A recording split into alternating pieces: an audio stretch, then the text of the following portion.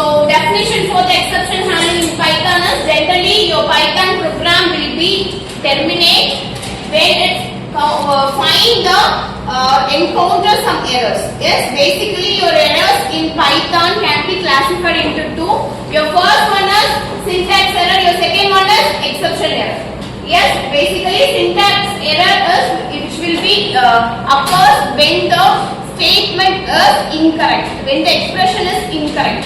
So the syntax error may be occurs when your programs having the incorrect statement or incorrect expression over there. Yes, for example, I am taking I is equal to 1 while I less than or equal to 5. So next I am printing the I value, I increased by 1. So it will execute until the numbers reach the conditions, right? So it will shows you the syntax error or invalid syntax.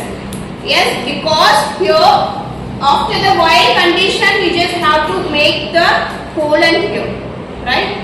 So in while condition we have to put colon here. So here the colon is missing, right? So your error will be shown as it's a syntax error, that is invalid syntax. Here which is called syntax error. Here, so your second one is exception error, that is exception error means if the statement or expression syntax incorrect if it is makes the error zone. So if it is error detected during the execution of your exception, if it is exception function will be executed, the part of the exception part if it is executed, if it is found any errors over there which is called exception handling there. So in here I am just taking here there is no any syntax error here.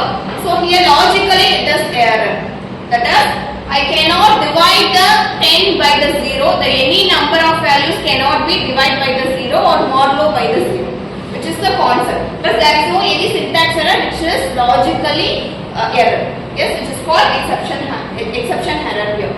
So when I try to divide the 10 by 0 or 6 by 0 or whatever numbers by the 0, the errors will be the 0 division error, that is division by 0. We cannot divide the values or numbers by the 0. Here which is called exception handling. So generally the flow is first I start with the, if it is I am taking the particular long program, if it is I am using the try, it is means that run this code. So first we have to try within the try statement, we have to run the part of the program. If I am go for the except, if it is needed, if it is any executes the, if it is there is any exception, it will execute. If it is not, the exception will not be executed here. Next is, if it is there is no exception, statement will not execute, it directly go for the else statement. If it is no exception, it will run this else part. Yes. So finally means it's always run this code. So when the try and finally always runs the code. Finally we execute always. Here the except and else, if it is needed only it will execute. If there is no exception statement, the else part will be executed. Clear? The try and except. So we just here the definition is try block raises an error, the except block will be executed. If it is error in your try block, the except block will be execute the error statement, right? So here I am taking try print x. So here the error is the value for the x is not defined here. I didn't give any value for the x. So here the error, so except part will be executed here, that is an exception occurred. It shows an exception occurred, that is x value does not what? Defined here. Yes. So next I go with the else. So here you can use the else keyword. Define the block of code will be executed if no errors were raised in your exception part.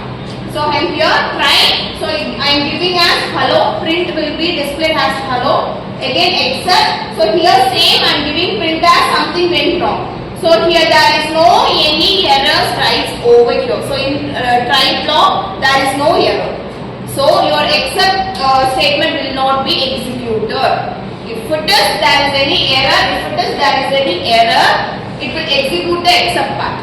So if there is no error here, right? So it will not execute the except part, directly go with the else part. That is, nothing went wrong will be executed here. Clear? Yes? So next I go with the finally. So already I told that if there is a error in your try part or not, finally doesn't bother about your errors. Okay? So if it is error or not, your finally part will be executed all the time. Yes, clear? So here print, I am printing the x. Here the error available here. That is, I didn't define any value for the x. So the something went wrong will be executed same as the print of your finally part also will be executed. That is, the try exception is finished. Clear? If it's error or not, finally it doesn't bother about that. So finally normally doesn't bother about the errors or not. If it is having the errors in your try block or not, always your finally part will be executed. This is the difference between your try